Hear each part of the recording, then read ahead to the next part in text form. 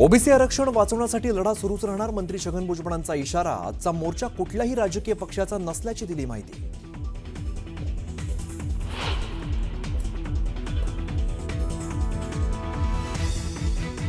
बीडमध्ये आज ओबीसींची महाएल्गार सभा, मंत्री छगन भुजबळांच्या उपस्थितीत मेळावा। ओबीसींच्या न्याय हक्कासाठी पुकारणार एल्गार।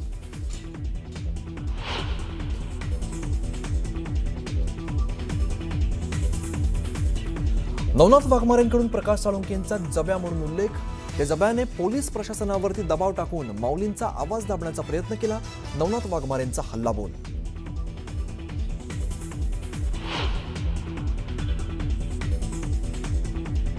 सोलापुरात राष्ट्रवादी शरद पवार पक्षाला भाजपाकडून मोठा धक्का। बबनदादा शिंदे, राजन पाटील आणि दिलीप माने भाजपात जाण्याची चर्चा। मुख्यमंत्र्यांच्या उपस्थितीत होणार पक्षप्रवेश।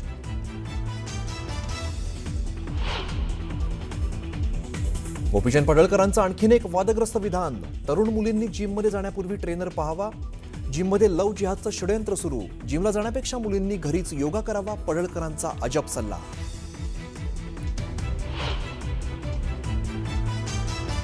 मनसेच्या दीपोत्सवाचं आज उद्धव ठाकरेंच्या हस्ते होणार उद्घाटन। दीपोत्सवाच्या निमित्ताने ठाकरे बंधू युतीची घोषणा करणार का, याकडे अवघ्या राज्याचं लक्ष।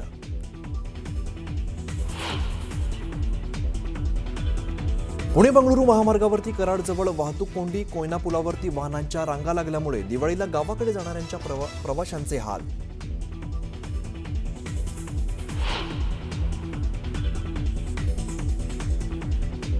नवी मुंबईच्या एपीएमसीत घाणेरड्या वातावरणात ड्रायफ्रूटवरती प्रोसेसिंग आणि भेसळ केमिकल टाकून ड्रायफ्रूटवरती प्रक्रिया केली जात असल्याचं समोर।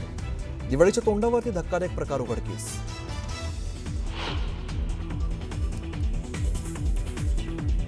जालना महानगरपालिकेचे आयुक्त संतोष खांडेकरांना 10 लाखांची लाच घेताना रंगेहात पकडलं। लाचलुचपत प्रतिबंधक विभागाची सापळा रचत मोठी कारवाई। स्थानिकांनी फटाके फोडून कारवाईचं केलं स्वागत।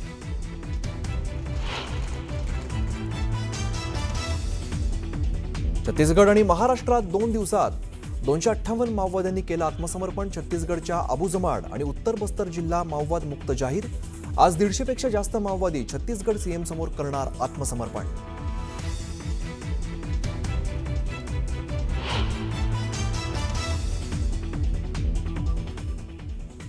राऊरीचे भाजप आमदार शिवाजीराव कर्डिले यांचं अल्पशा आजारानं निधन। कर्डिलेंच्या निधनामुळे कुटुंबावरती शोककळा।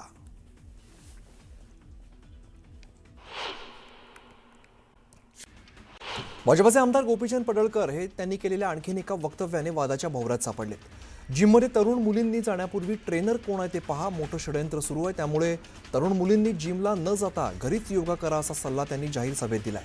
जिममध्ये तरुण मुलींना लव जिहादच्या कटात फसवण्याचं षडयंत्र सुरू आहे असा आरोप त्यांनी केलाय।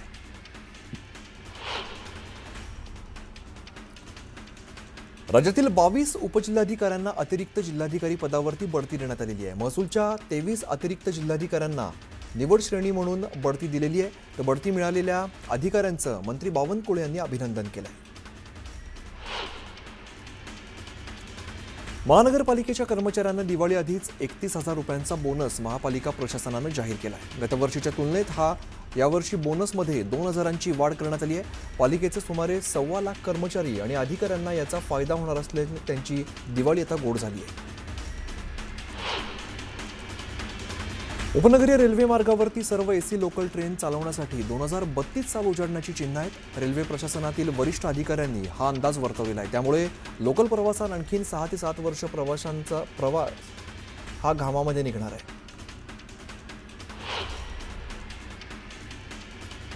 ईपीएफओने आपल्या कोट्यवधी पीएफ अकाउंट होल्डरसाठी एक मोठा निर्णय घेतलाय। ईपीएफओने अलीकडेच झालेल्या बैठकीत पीएफचे पैसे काढण्यासंबंधित नियमांमध्ये काही बदल केले।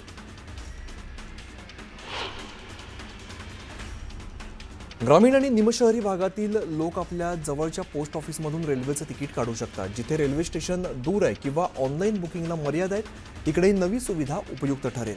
दिवाळी किंवा छठपूजा यांसारख्या उत्सवामध्ये प्रवास करणाऱ्यांसाठी रेल्वेने ही गुड न्यूज दिली आहे। राज्यातील महसूल सेवकांचा दीर्घकाळ प्रलंबित प्रश्न मार्गी लावण्यासाठी सरकारने सकारात्मक भूमिका घेतली आहे। महसूल मंत्री चंद्रशेखर बावनकुळे यांनी महसूल सेवकांना तलाठी भरतीत प्राधान्य देण्याचं आश्वासन दिलं आहे। दिवाळी आणि आगामी काळातील लग्नसराईचा हंगाम तोंडावरती असतानाच सोन्याच्या किमती दिवसागणिक नवा उच्चांक गाठतायत, तरी ग्राहकांचा सोने खरेदीचा उत्साहात काही कमी दिसत नाहीये. सोनं खरेदीच्या पॅटर्नमध्ये बदल होत असून सोन्याच्या दागिन्यांच्या ऐवजी ग्राहक आता सोन्याचे बार आणि नाणी या खरेदीवरती भर देत आहेत. सोनसंधीच्या दुकानातील दर आणि मल्टी कमोडिटी एक्सचेंजचा दर या दोन्हीमध्ये 15 ते 20% फरक आहे. 20% प्रीमियम लावून चांदी बाजारात विकली जाते. एवढं करून सुद्धा सध्या बाजारामध्ये चांदी उपलब्ध नसल्याची परिस्थिती आहे. ऑनलाईनवर जर चांदी विकत घ्यायला जाल तर तिकडे 1 किलो चांदीसाठी 2,50,000 रुपये मोजावे लागत आहेत. कोकण रेल्वेवरील पावसाळी वेळापत्रक लवकरच समाप्त होणार असून 21 ऑक्टोबरपासून नियमित वेळापत्रक लागू करण्यात येणार आहे. त्यामुळे दिवाळीत कोकणात जाणाऱ्या प्रवाशांचा प्रवास वेगवान होईल आणि इच्छित रेल्वे गाड्यांच्या वाढीव फेऱ्यांमधून प्रवास करणं शक्य होईल. आर्थिक वर्ष 2024-25 मध्ये कोकण रेल्वेला 4,202 कोटी रुपयांचं उत्पन्न मिळालंय, तर 137 कोटी रुपये नफा मिळालेला आहे. कॉर्पोरेशनने 4,157 कोटींचे नवीन प्रकल्प सुरक्षित केल्याचं कोकण रेल्वे कॉर्पोरेशन लिमिटेडचे अध्यक्ष संतोष कुमार झा यांनी सांगितलंय.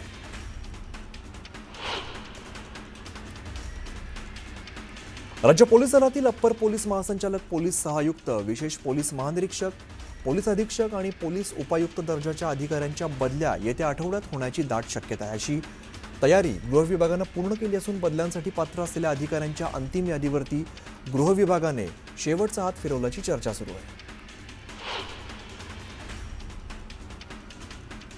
नागपूर जिल्ह्यातील अपुऱ्या बसमुळे होणारा त्रास आणि ॲप बेस टॅक्सी चालकांच्या प्रलंबित मागण्यांमुळे बावनकुळे आक्रमक झालेत.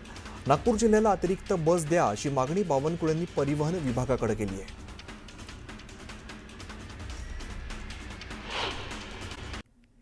उपमुख्यमंत्री अजित पवार बारामती दौऱ्यावरती असून त्यांनी ॲग्रिकल्चरल डेव्हलपमेंट ट्रस्ट सेंटर याची पाहणी केली आणि या संस्थेची आज बैठक पार पडणार. यामध्ये शरद पवार, अजित पवार, सुप्रिया सुळे सुद्धा उपस्थित असतील. अहिल्यानगर जिल्ह्यातील कर्जत तालुक्यात असंघटित कामगारांनी रस्त्यावरती उतरत राज्य सरकारविरोधात तीव्र निदर्शनं केली. अतिवृष्टीमुळे हाताला काम नाही, घरांची पडझड झाली तरी सुद्धा सरकारकडून मदत मिळालेली नाही, यामुळे कामगार संतप्त झाले. शिरूरमध्ये दिवाळी सणानिमित्ताने कुंभारवाड्यात लक्ष्मीच्या मूर्तींना पणत्यांचं रंगकाम अंतिम टप्प्यामध्ये आलेलं आहे. यंदा मूर्तीची किंमत 10 ते 15% वाढली आहे. सांगलीतील एका तरुणानं धोकादायकरित्या सार्वजनिक ठिकाणी स्टंटबाजी केली आहे. यावेळेला ही स्टंटबाजी करणं त्याच्या अंगलट आलंय. वाहतूक शाखेने तरुणाला दणका देत त्याच्याकडून 22,000चा दंड ठोठावलाय.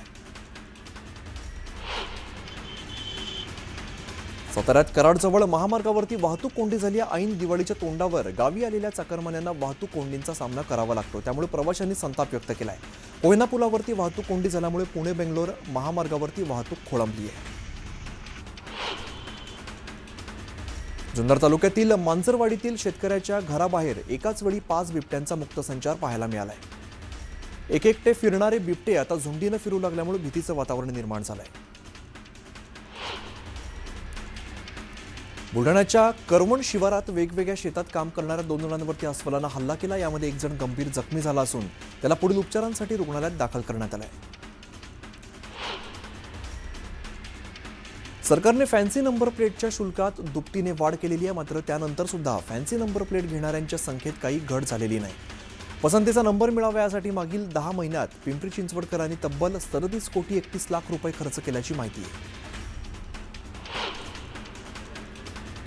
मावळ तालुक्यात जिल्हा परिषदेच्या शाळांमधील तब्बल 300 पेक्षा अधिक शिक्षकांच्या बदल्या झाल्या. दरम्यान आपल्या लाडक्या शिक्षकांना निरोप देताना विद्यार्थ्यांच्या डोळ्यात पाणी तरळत आहे. तर शाळा, वर्गखोली आणि विद्यार्थ्यांना मागे सोडून नवीन शाळेकडे निघालेल्या शिक्षकांच्याही डोळ्यात अश्रू दाटल्याचं पाहायला मिळत आहे. नागपूर जिल्ह्यात 87,169 हेक्टरवरील पिकांचं नुकसान झालंय. लवकरच मदतीचे पैसे शेतकऱ्यांच्या खात्यात जमा होणार आहेत. मग संत्रा, मोसंबी, सोयाबीन आणि कापूस पिकाला सर्वाधिक फटका बसलाय. नागपुरातील अशीनगर झोनमधील सहाय्यक आयुक्त आणि झोनल अधिकाऱ्यांसह स्वच्छता निरीक्षक आणि जमादारांना कारणे दाखवा नोटीस बजावण्यात आली आहे. दिवाळीच्या सणानिमित्ताने घराघरात साफसफाई आणि रंगरंगोटी होत असताना कर्मचाऱ्यांनी कामचुकारपणा केल्याने पालिकेने ही कारवाई केली आहे. मुख्यमंत्री देवेंद्र फडणवीसांच्या ड्रीम प्रोजेक्ट पंढरपूर कॉरिडॉरला जाहीर विरोध करण्यात आलाय। शिवतीर्थ इथे आयोजित केलेल्या पंढरपूर कॉरिडॉर विरोधी सभेला उत्स्फूर्त प्रतिसाद मिळाल्यामुळे निवडणुकीपूर्वीच कॉरिडॉर विरोधी वातावरण तापलंय। 4 सदस्यीय प्रभाग पद्धतीवरती आक्षेप घेणारी जनहित याचिका उच्च न्यायालयाच्या नागपूर खंडपीठात दाखल करण्यात आली आहे। बहुसदस्य प्रभाग पद्धतीत मतदारांच्या निवडीच्या अधिकारावरती बंदी घालण्यात आल्याचा आक्षेप या याचिकेत घेण्यात आलाय। सोलापूर जिल्ह्यात सप्टेंबरमध्ये झालेली अतिवृष्टी आणि महापुराचा फटका जिल्ह्यातील 7,64,173 शेतकऱ्यांना बसलेला आहे। या नैसर्गिक संकटात 6,04,641 हेक्टरवरील पिकांचं 33% जास्त नुकसान झालंय। शेतीच्या नुकसानापोटी सोलापूर जिल्ह्याला 867,37,63,855 रुपयांची आवश्यकता असल्याचा अहवाल जिल्हाधिकारी कुमार आशीर्वाद यांनी राज्य शासनाला पाठवला आहे। चालू गळीत हंगामात तुटणाऱ्या उसाला प्रतिटन एकरकमी 3,751 रुपये पहिली उचल दिल्याशिवाय उसाच्या कांड्याला हात लावू देणार नाही। गतवर्षी तुटलेल्या उसाला FRP पेक्षा जादाचे 200 रुपये अंतिम बिल देण्यात यावं। या दोन्ही मागण्यांबाबत 10 नोव्हेंबरपर्यंत साखर कारखानदारांनी निर्णय घ्यावा, अन्यथा गाठ आमच्याशी असा इशारा राजू शेट्टींनी दिलाय। लोणावळ्यातील नागरिकांचा संताप पुन्हा एकदा उफाळून आलाय। सकाळी 6 ते रात्री 10 या वेळेमध्ये अवजड वाहनांना प्रवेश बंदी असतानाही अवजड वाहनांची सर्रास वाहतूक सुरू आहे। त्यामुळे संतप्त नागरिकांनी कायदा सुव्यवस्थेबाबत संताप व्यक्त केलाय। जळगावच्या CCIच्या कापूस खरेदी केंद्राचा मुहूर्त हुकलाय। त्यामुळे ऐन दिवाळीत शेतकऱ्यांचं दिवाळं निघालंय। 8,100 रुपये हमीभाव असून सुद्धा अवघ्या 4 ते 5,000 रुपये दराने शेतकऱ्यांना कापूस विक्री करावी लागते। महापुराचा सर्वात मोठा फटका सोलापूर जिल्ह्याला बसलाय। जिल्ह्यातील एकूण नुकसान 867 कोटी रुपयांचं झालंय असा अहवाल शासनाला पाठवण्यात आला असून त्यानुसार येत्या 1 ते 2 दिवसात शेतकऱ्यांच्या बँक खात्यात शासनाकडून पैसे जमा होण्यास सुरुवात होईल, अशी माहिती सोलापूरचे जिल्हाधिकारी कुमार आशीर्वाद यांनी दिली।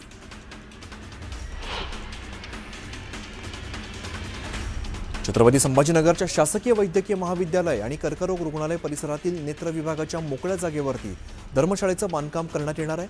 या बांधकामासाठी सुमारे 14,88,00,000 इतका अंदाजपत्रकास शासनाने प्रशासकीय मान्यता दिली आहे। भगवान वाल्मिकी जयंती निमित्ताने नालासोपारा इकडे आयोजित कार्यक्रमात समाज आणि शिक्षणाच्या दिशेने प्रेरणादायी संदेश देण्यात आलाय। या प्रसंगी प्रमुख पाहुणे म्हणून उपस्थित असलेले सुमित वाल्मिकी यांनी तरुण पिढीला शिक्षण, प्रगती आणि स्वाभिमान यांचा मार्ग दाखवला असं मत आमदार राजेंद्र गावित यांनी व्यक्त केलं।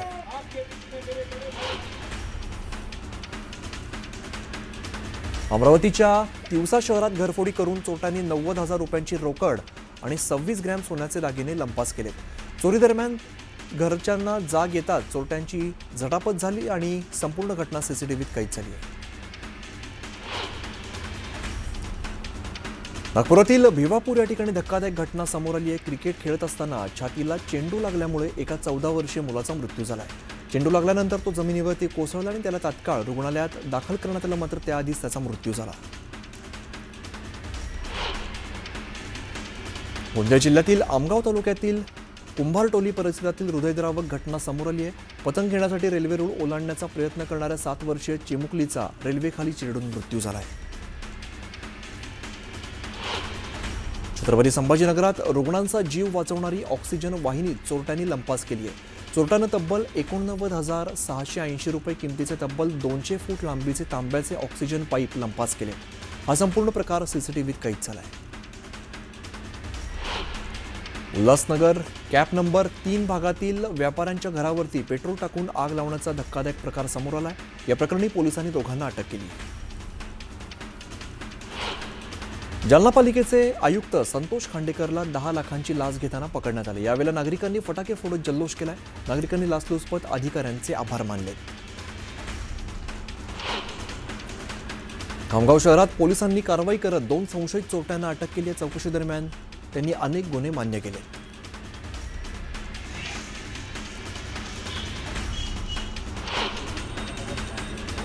जळगावात रेल्वेमधील प्रवाशाचा मोबाईल हिसकावून पळ काढणाऱ्या आरोपीला पोलिसांनी अटक केली आहे। पोलीस ठाण्यातील गोंधळाचा फायदा घेत या आरोपीनं पळ काढण्याचा प्रयत्न केला, मात्र पोलिसांनी पुन्हा पाठलाग करत त्याला अटक केली आहे।